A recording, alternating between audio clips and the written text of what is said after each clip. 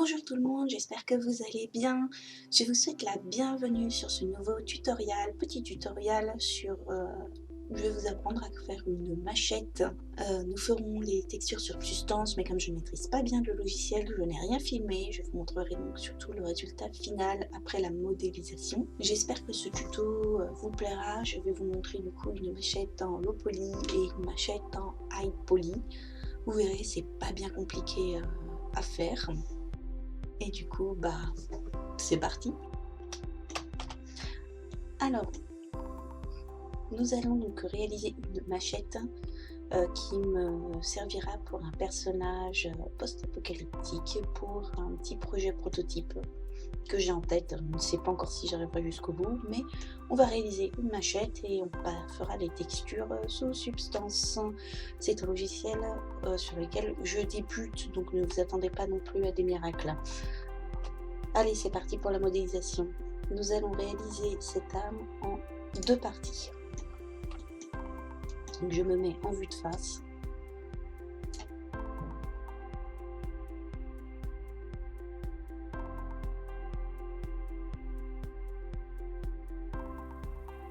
Je prends une boîte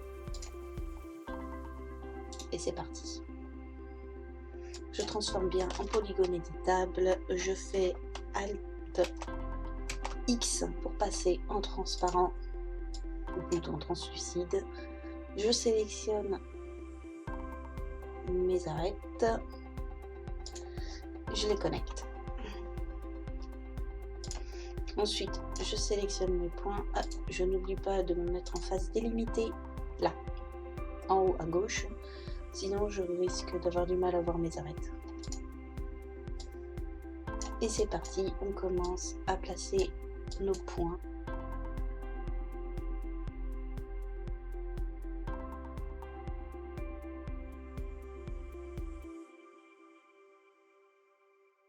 Et on recommence autant de fois que nécessaire.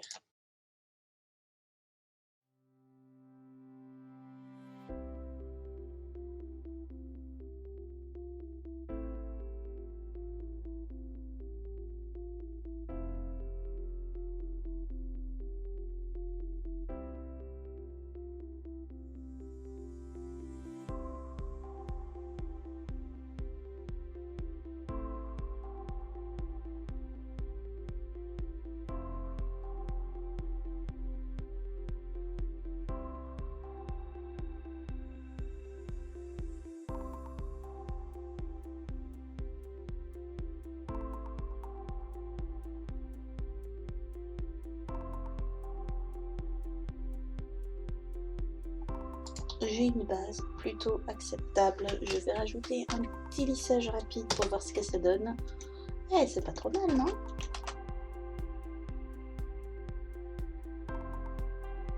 Donc Alt W pour changer de vue. Mes arrondis sont là. Ouais, non, c'est pas trop mal. Je vais rajouter une petite insertion ici quand même parce que c'est un peu trop arrondi. Ah ben voilà.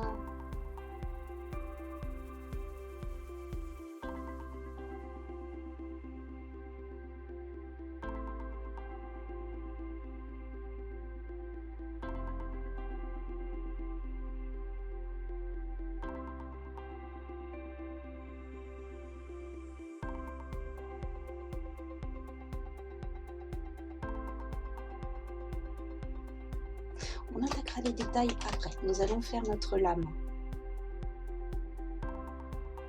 Pareil, je reprends une boîte, j'étire jusqu'à la longueur voulue, je relâche.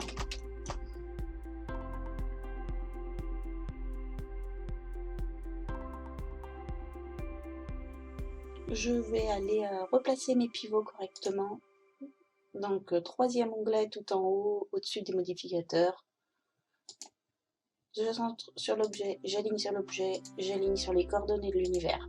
Cela évitera des déformations quand on utilisera les rotations pour de l'animation.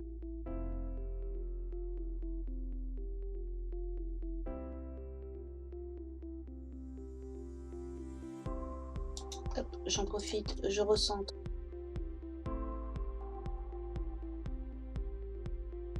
mes outils. Je convertis un polygone éditable, Alt X, pour repasser en transparence. Je suis effectivement retournée sur la vue de face. Et nous allons donc retravailler tout ça. Ma lame va devoir rentrer à l'intérieur. Voilà. Je l'attache tout de suite à la poignée. Comme ça, quand je bouge la poignée, la lame vient avec. Ça évite trop d'accidents.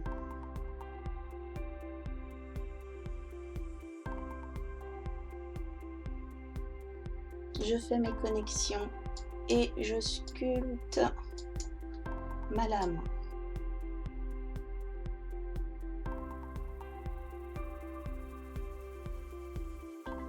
Je suis bien mon modèle.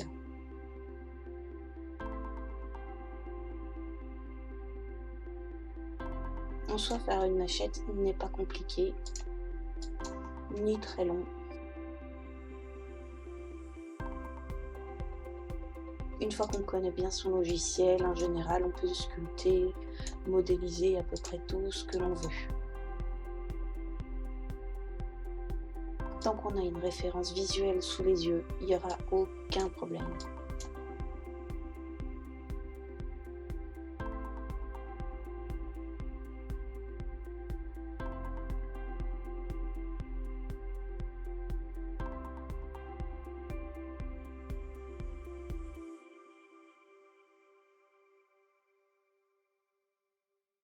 J'utilise le mode anneau pour sélectionner tout de suite toutes mes lignes.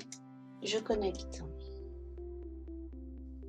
Je vais utiliser la ligne du bas pour sculpter réellement la lame.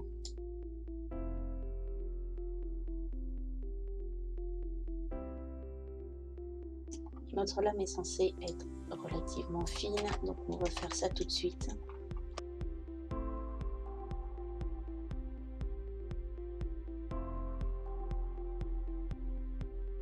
J'utilise le mode sélection adoucie pour pouvoir déplacer plusieurs points à la fois, que ça suive et que ça fasse joli. Voilà, c'est une machette, ça coupe, ça fait mal. C'est mieux si c'est tranchant.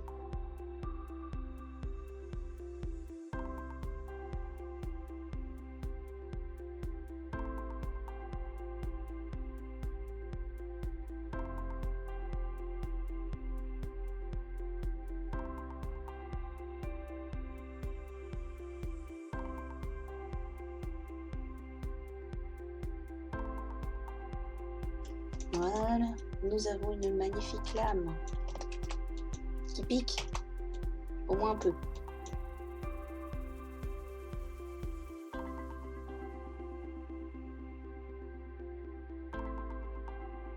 Comme sur le manche, je ne veux pas que ce soit trop arrondi, donc je vais à nouveau faire une petite insertion ici.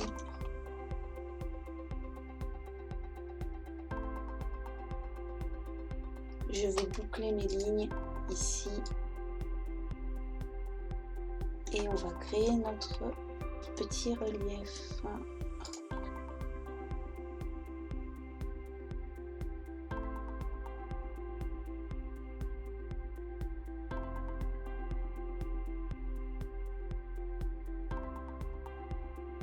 Je la garde de côté. Je la copie en copie car ça c'est ce que nous allons utiliser pour notre low poly. Alors que nous allons utiliser également celle-ci pour faire du high poly, pour pouvoir créer une normale sur substance afin de l'appliquer ensuite sur ce modèle-ci qui sera plus léger en polygone, donc plus adapté aux jeux vidéo.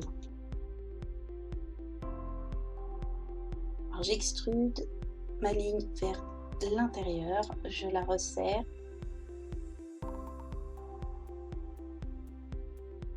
et quand j'active le lissage maillage, ça me crée bien ma délimitation de ma lame du tranchant.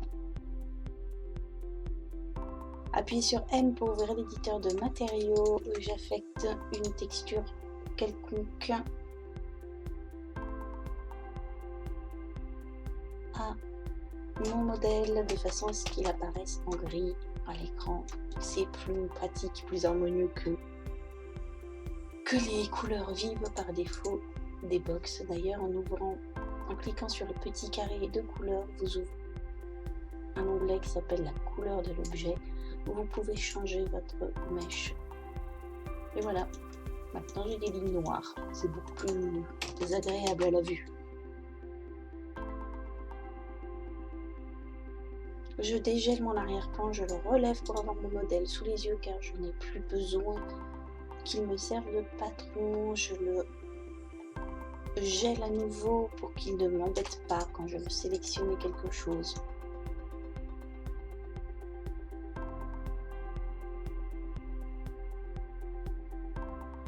Je me remets en vue de face et je vais donc davantage sculpter mon modèle.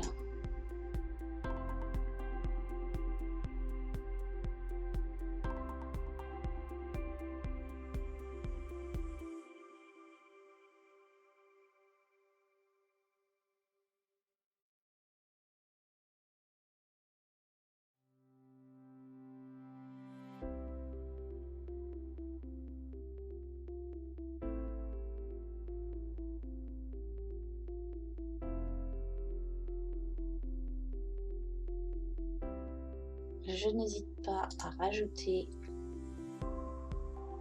des lignes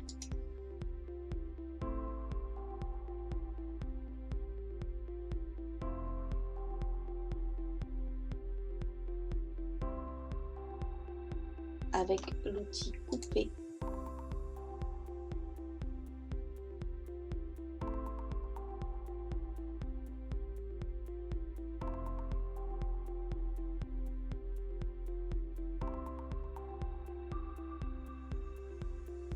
Pour gagner du temps, je vais passer mon objet en symétrie.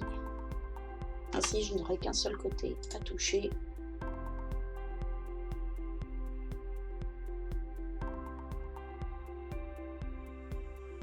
Qui est donc sur l'axe Z.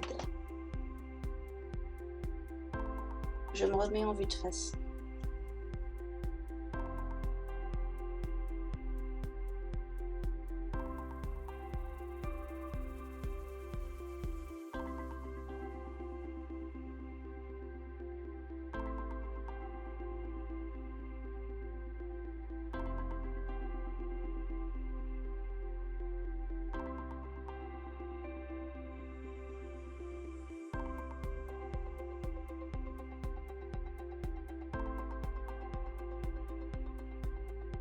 Je replace mes points parce qu'ils ne me conviennent pas tout, qu'ils ne correspondent pas à ce que je recherche.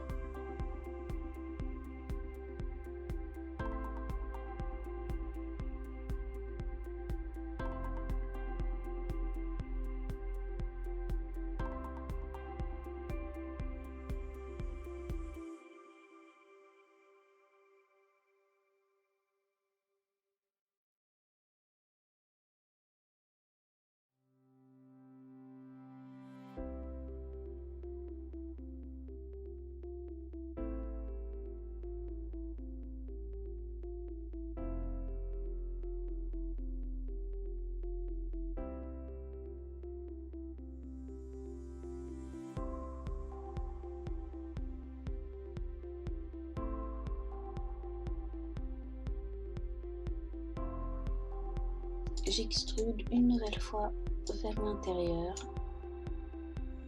tenir ma ligne.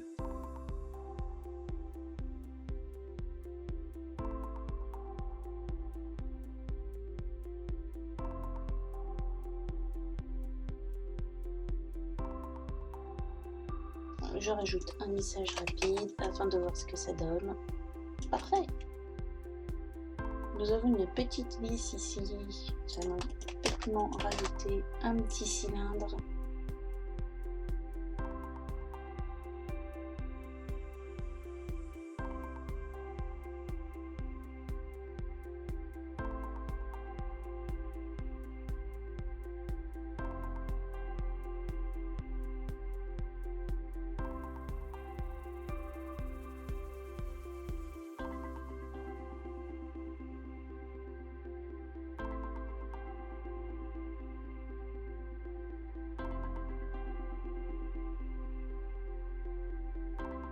Nous allons l'appeler vis. Nous allons appeler ceci manche. Et ici, nous allons l'appeler lame. Pensez à renommer vos objets si possible. C'est UE récupère en fait directement le nom.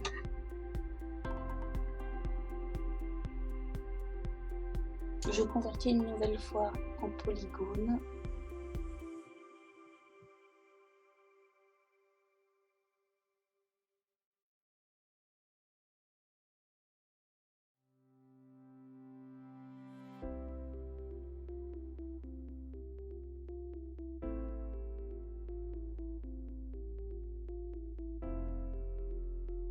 Je recrée ma symétrie.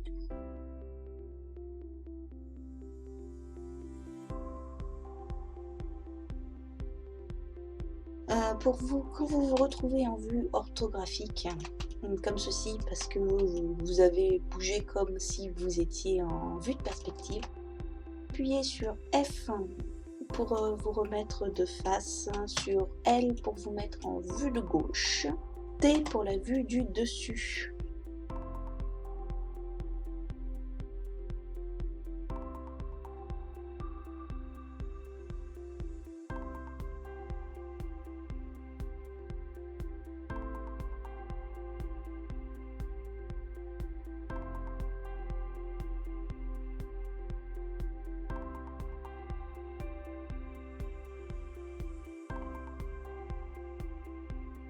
Pour désélectionner, vous appuyez juste sur Alt et avec votre souris, vous désélectionnez votre sélection.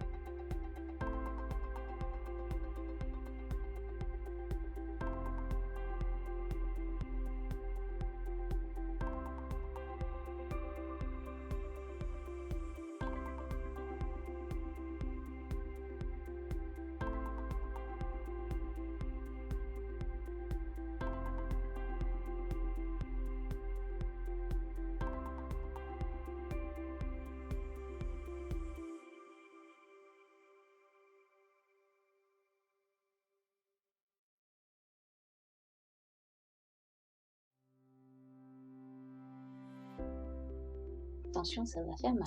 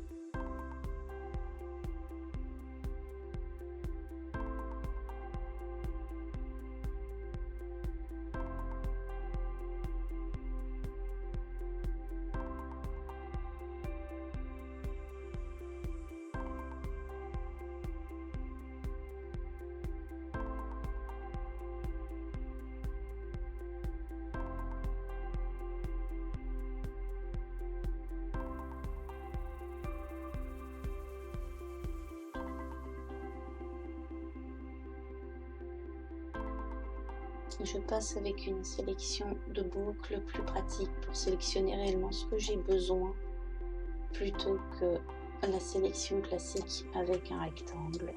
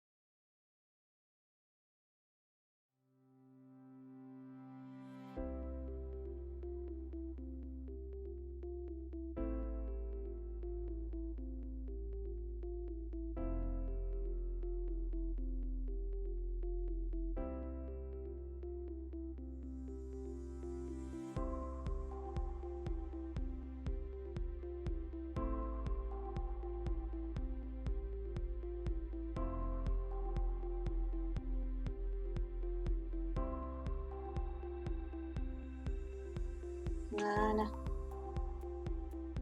nous avons un magnifique manche.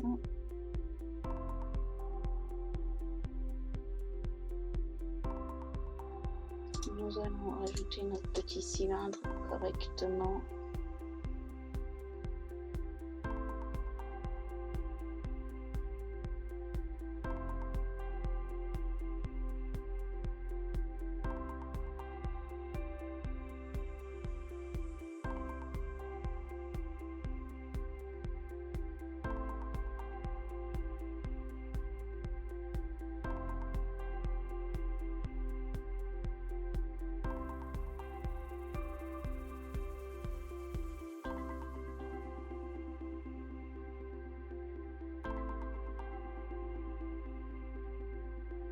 Parce que je veux garder mes arêtes.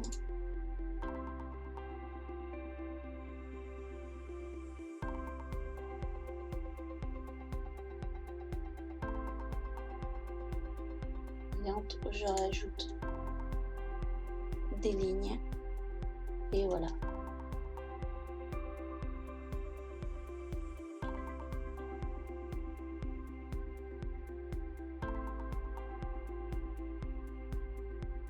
Nous allons retourner sur la lame.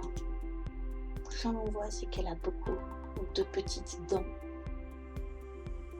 et un trou juste ici. Donc on va rajouter ce trou et on va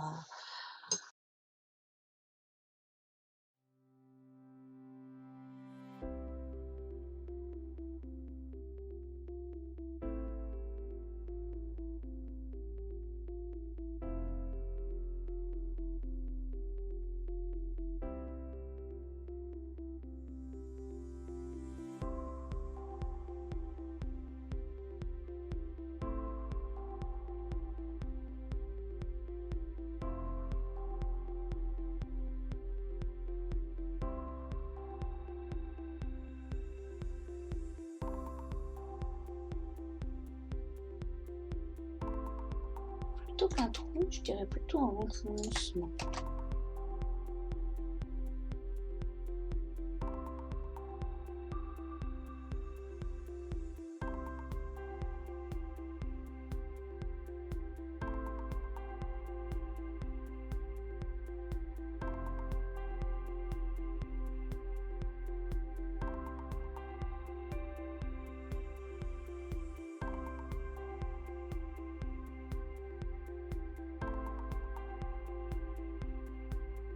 Je reconvertis pour avoir un max de polygones. Je repasse en vue de face.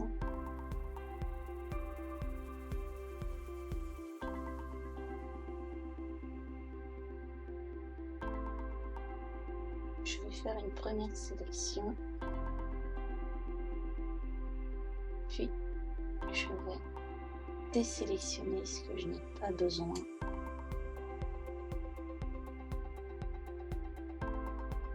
De toucher.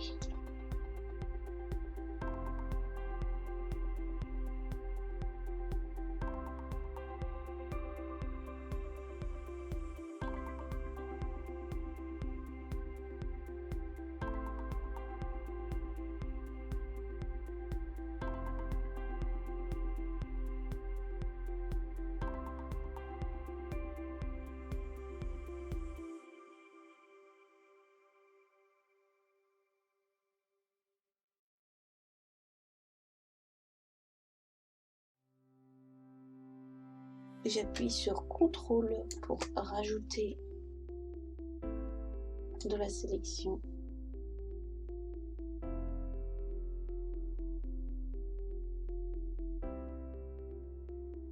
Ma sélection, j'extrude.